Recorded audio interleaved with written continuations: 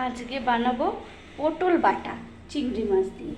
পটলটাকে আমি কেটে ভালো করে ধুয়ে রেখে দিয়েছি। এই যে রসুন আর এই যে চিংড়ি মাছ। এবার কড়াইতে তেল দিয়ে দেব। কড়াইতে সর্ষের তেল দিয়ে দেব।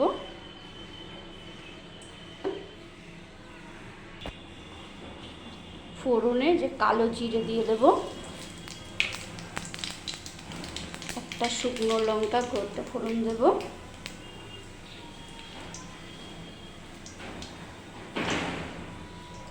এটা হয়ে গেছে। এবার রসুন ফোড়ন দেব,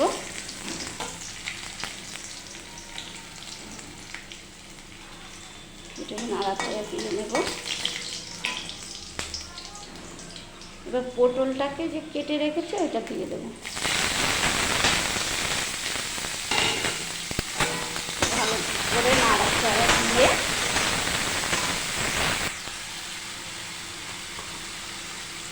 একটু সামান্য লবণ দিয়ে দেবো,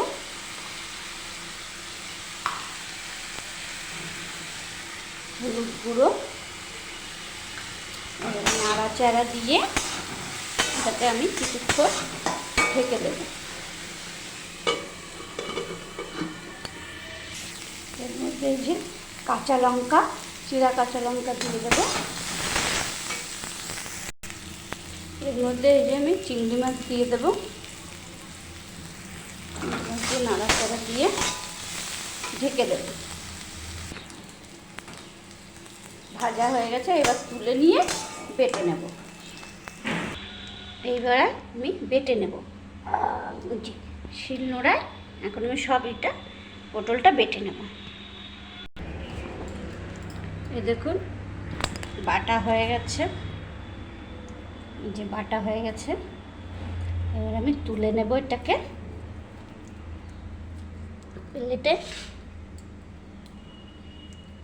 এই যে তুলে নিয়েছি।